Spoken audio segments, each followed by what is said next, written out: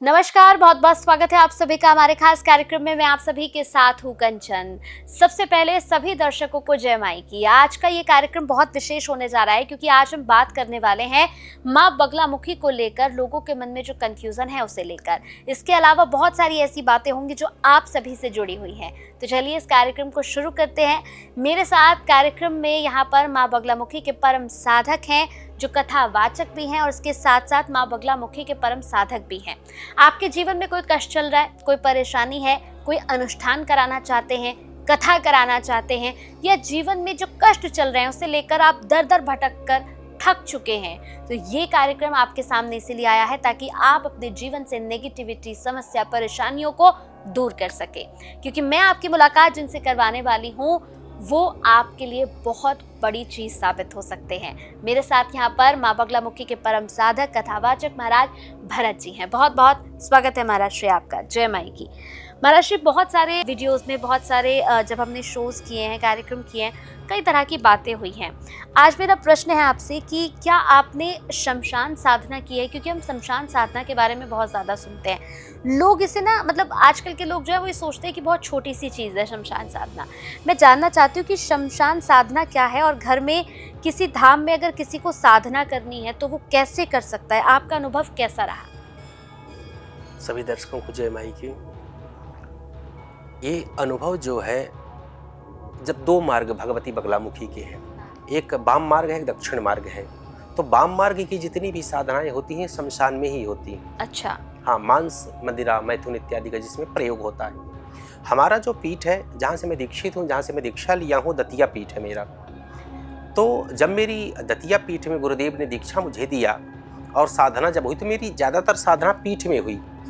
पीठ है, पीठ के बाद वहाँ जो है तब जाकर के एक पहाड़ी है, पहाड़ी में जाकर के बैठा, वहाँ शमशान घाट भी है, एकांत में, वहाँ मेरी साधना हुई। यहाँ की जो साधना होती है, क्योंकि सबसे स्वच्छ स्थान, सबसे गुप्त स्थान और सबसे शांत स्थान जो है वो शमशान माना गया है। अंतिम स्थान है वो। वहाँ स्तब्धता होती है, वहाँ प्रेम होता है, वहाँ एक अजीब सा डर होता है, एक मिठास होती है, एक गहराव होता है, एक ठहराव होता है, एक दिव्यता होती है। वहाँ जब मैं रहा, काफ़ी वर्ष रहा। और जैसे अनुभव, मतलब किस तरह की अनुभव की आप बात कर रहे हैं, किस तरह के? मतलब जब आप गए, जब आप वहाँ पर साधना कर रहे थे, जी। तो वो कैसा अनुभव था? मतलब क्या क्या आपको एक्सपीरियंस हुआ, क्या क्या आपको कठिनाइयाँ आई, कैसा रहा? कठिनाई, जब आप वहाँ जाओ तो जाने के बाद जब आप वहाँ जब तब करते हो साधना, आप जब करते हो तो हृदय जो है ना, दिल, इसका मजबूत होना परम आवश्यक है, नहीं हार्ट अटैक आ जाएगा। अच्छा। ये डराने के लिए नहीं, एक रियलिटी है। जब आप शमशान में साधना करते हो, वैसे तो स्तब्धता होती है, शांति होती है, एक सन्नाटा होता है, एक शून्यता होती है, लेकिन वहां की जो शक्तियां हैं, जो भैरवी, भैरव, जो देवियां हैं, जो शिव के गण हैं, वो आपके चारों तरफ इर्द गिर्द पहरा बना लेते हैं, चारों तरफ से आपको घेर लेते हैं, आपको डराएंगे, आपको हटाएंगे, बस स्पर्श नहीं करेंगे वो। ये साधना, यहाँ की साधना डरावनी होती है, पसीने छूट जाते हैं। वो आभास, वो शमशान करा देता है कि मैं कितना दिव्य हूँ। कभी कभी तो ऐसी ऐसी दिव्य आवाजें आती हैं कि रोंगटे खड़े हो जाएं। कभी कभी ऐसा लगता है कि कोई आपको छूने वाला है, छुएगा नहीं हो, ऐसे लगेगा कि कोई 4-5 अट्टहास करती मधुर मुस्कान तिरछा आपको देखते हुए कई लेडीजें आपको जा रही हैं, भयंकर सी भयंकर, कोई अजीब सी एक उपहासात्मक हंसी कोई हंस रहा है। ये रात्रि में होता है, 12 के बाद, 12 से 4 के बीच में रात्रि में ये सब घटनाएं होती हैं। कभी किसी की आवाज़, कभी रोने की, कभी हंसने की, किसी को बालक रोता है ना, जब छोटा बच्चा होता है जैसे रोता है ना छोटे में जब होता है, वैसी आवाज की कई बालक लगता है कि भयंकर उन्हें कष्ट है, रो रहे हैं। फिर कुत्ते रोने लगे।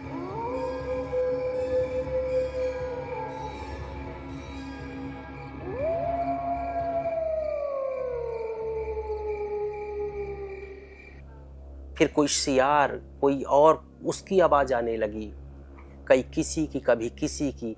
ये साधक के लिए वो टाइम जो है 12 से 4 का टाइम बहुत ही कठिन होता है। बहुत ही अंदर पत्थर रख करके पूरा अपने आप को मजबूत करके देवी जी आगे बढ़ना होता है। मार्ग बहुत कठिन है। और आप सुनिए, आपके प्रश्न ये होगा कि महाराज जी हम तो करते हैं, हमें तो कुछ नहीं दिखाई दिया अभी तक। यही कर रहे हो ना, तो इसलिए नहीं दिया कि आप तो घर में बैठ के कर रहे हो। अब मैं इस साधक बता रहा है शमशान की और पहाड़ियों की साधना, जहाँ कोई नहीं होता, पत्थर होते हैं सिर्फ। अगर बंधुओं कुछ जीवन में करना है तो कुछ खोना पड़ेगा, घर को छोड़ना पड़ेगा, तभी अनुभव ये प्राप्त होंगे आपको। सब छोड़ोगे जब एकांत में जाओगे, अपने आप को समर्पित करोगे, जैसे पुष्प चढ़ा दिया जाता है, जब अपने जीवन को चढ़ा दोगे भैरव और माता रानी के चरणों में, जब एकांत में बैठोगे तो सब दिख जाएगा आपको। फिर आप भी ऐसे लोगों से वार्तालाप करोगे कि हाँ ये होता है। अब फिर से कह दूं कि सब चीजें होती हैं सच्चे गहराई में। एक तो समुद्र को देखना, अब प्रवेश करना उसमें अलग बात है, अलग बात है। स्नान करना और स्नान की बातें करना दोनों अलग बात है। बातें नहीं। अगर कूदना है तो घुसिए, प्रवेश करिए, फिर आप बताइएगा। सब कुछ होता है। ये साधक भगवती को साक्षी मान के बोल रहा है, पॉडकास्ट के लिए नहीं कि आप लोग देखो सुनो डरो। नो, ये होता है, तंत्र होता है और भगवती होती है कि तंत्र बाधा को काट दे। और याद रख लीजिए, लिख लीजिए पेन और कागज से, भगवती का मंत्र अगर किसी चीज को ठीक नहीं कर पाया, बगलामुखी का मंत्र अगर अनुष्ठान किसी चीज को ठीक नहीं कर पाया, आई प्रॉमिस यू कहीं भी वो ठीक नहीं हो सकती समस्या। इतनी शक्ति माँ बगलामुखी के अंदर है। महाराज श्री, अब जब शमशान की बात हो ही रही है तो बनारस का जो महाशमशान है मणिकर्णिका, जैसे मैं खुद भी बनारस गई तो मणिकर्णिका मैं खुद गई अपनी फैमिली के साथ, तो मैंने देखा कि वहाँ लोगों ने उसे अब एक टूरिस्ट प्लेस बना दिया है। सोशल मीडिया पर उसकी वीडियोस वायरल करते हैं कि लाश वहाँ पर जल रही है तो उसे वायरल कर रहे हैं कि वहाँ लाश जल रही है। तो इसे आप किस रूप में देखते हैं? क्या शमशान को टूरिस्ट प्लेस बना देना ठीक है? ये है हिंदुस्तान, मूर्खों की कमी थोड़ी है इधर। हाँ बिल्कुल सही। आप ये बताइए कि मणिकर्णिका जो घाट है, ये दुनिया को बताना चाहूँगा जो भी बनारस गए होंगे। हाँ। मैं तो खैर अब मेरा वहाँ अध्ययन हुआ है, आचार्य मैंने वहीं से किया है। अच्छा। MA संस्कृत से। अच्छा। वह संपूर्णानंद विश्वविद्यालय से। अच्छा। तो मणिकर्णिका दशाश्वमेध घाट। हाँ। तो क्या चीज़ होती है कि एक आपने नोटिस किया है, ये दुनिया सुने, और साथ में वहाँ आप खड़े होकर के आपको क्या अनुभव हुआ मणिकर्णिका घाट में? मुझे तो सब कुछ बिल्कुल अलग ही लग रहा था। नहीं, मतलब अलग और चीज़ है इसके अलावा। मैं फिर आप गेस करिए क्या चीज़ हो सकता है। मुझे बहुत शांति नजर आ रही थी। शांति आई, लेकिन ये अनुभव नहीं हुआ कि लगता है यहाँ हवन हो रहा है। हाँ बिल्कुल, ये हुआ ना, ये सबसे बड़ा अनुभव। अब मैं प्रश्न करता हूँ, कहीं भी चिता जली, एक जली, बदबू आती है कि नहीं? लेकिन वहाँ ऐसा क्यों होता है? वहाँ नहीं आती है। क्योंकि वहाँ शिव जो है, शिव का एक वहाँ त्रिशूल में काशी है। हाँ। नोक में। हाँ। इसीलिए वहाँ की मिट्टी नहीं लाई जाती। अच्छा। कुछ भी वहाँ का काशी का नहीं आप ला सकते हो, क्योंकि उसको मोक्ष मिलने वाला है। कोई मिट्टी के साथ कोई जीव आ गया, कोई जंतु आ गया तो मोक्ष उसे नहीं मिलेगा ना, पापी आप बने। हाँ।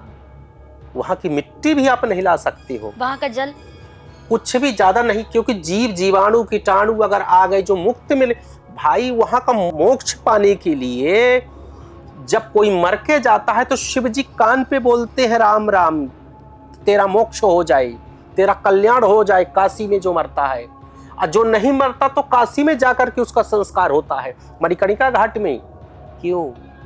वो शिव की नगरी है, शिव का वचन है भोलेनाथ का कि जो यहाँ आएगा, जो मरेगा, मुक्त होगा। इसीलिए वहां मुर्दा जलता है लेकिन खुशबू आती है, और सैकड़ों मुर्दा जलते हैं और ऐसे जलाए और करते रहते हैं, आपने देखा होगा। और इसके बाद पूरा झाड़ू लगा दिए। फिर दूसरा एक मंडी है, वहाँ बड़े बड़े धनाढ्यों के, बड़े बड़े सेठों के, बड़े बड़े बिजनेसमैनों की लाइन लगी होती है मंडी जैसी, और हर मुर्दे से लगता है हवन करने की सुगंध आ रही है, हवन हो रहा हो। और वहाँ वैराग्य उत्पन्न होता है, वैराग्य कि कुछ नहीं इस दुनिया में, कुछ नहीं है। और वहीं एक और घाट है, आगे आप जाइए, हरिश्चंद्र घाट, वहां दुर्गंध आती है। काशी का इतना बड़ा कण कण में शिव का निवास है। जो काशी में जिसकी मृत्यु होती है, परम पद होता है, जिसकी डेथ होती है, वह मुक्त होता ही है। इस शिव का वचन है, शिव कान पे बोलते हैं। और कभी भी काशी से कोई भी चीज, चाहे वो कोई कुछ भी हो, मिट्टी ही हो, उसको ले करके मत आइएगा। अगर उसके साथ में कोई जीव आ गया तो आपने उसे वंचित कर दिया मुक्त होने से। लोग तो जाते हैं मुक्त होने वहां, इतनी मणिकर्णिका घाट का, जिसको जीवन मृत्यु की सच्चाई को देखना है, वो मणिकर्णिका जाए और देखे कि मुर्दे में भी सुगंध आ सकती है। ये भक्ति का प्रवाह होता है, प्रभाव होता है, ये शिव की कृपा होती है, साक्षात भोलेनाथ की कृपा है। और बहुत अच्छी आपने बात कही, इसके बारे में मुझे भी जानकारी नहीं थी कि काशी से आपको कुछ लेकर नहीं बिल्कुल आना है। कभी ना लाइए। हाँ, कभी, क्योंकि बहुत सारे लोगों को हमने देखा है जो वहाँ से जल लेकर आते हैं या वहाँ की मिट्टी लेकर आते हैं। तो मैं तो कहूँगी बहुत अच्छी बात आपको इस पूरे कार्यक्रम में सुनने को मिली, जानने को मिली कि अगर आप काशी जाते हैं तो वहाँ से आपको आते वक्त कुछ भी लेकर नहीं आना है। क्यों नहीं लेकर आना है वो सब कुछ भी आपको महाराज श्री ने बता दिया है। आप अगर माँ बगलामुखी के परम साधक बनना चाहते हैं, जीवन में कुछ पाना चाहते हैं, तो 23 जनवरी को कार्यक्रम है दीक्षा समारोह का। आप दीक्षा प्राप्त कर सकते हैं। आप किसी भी शहर में रहते हो, किसी भी राज्य में रहते हो, विदेश में भले ही क्यों ना रहते हो, आप वहाँ बैठकर भी दीक्षा प्राप्त कर सकते हैं। ये जो नंबर्स हम फ्लैश कर रहे हैं, इन नंबर्स पर कॉल करके आप सभी जानकारियाँ हासिल कर सकते हैं। कोई भी बात, कोई भी आपको लग रहा है महाराज श्री से मिलना है, उनसे बात करनी है, तो इन्हीं नंबर्स पर कॉल करके आप सम्मानजनक एक अपॉइंटमेंट बुक करके महाराज श्री से मिल भी सकते हैं। तो चलिए, वक्त हो चला है आपसे विदा लेने का। कोई भी सवाल आपके मन में चल रहा हो तो कमेंट के माध्यम से आप अपने सवालों के उत्तर भी पा सकते हैं। बहुत बहुत धन्यवाद महाराज श्री आपका। जय माई।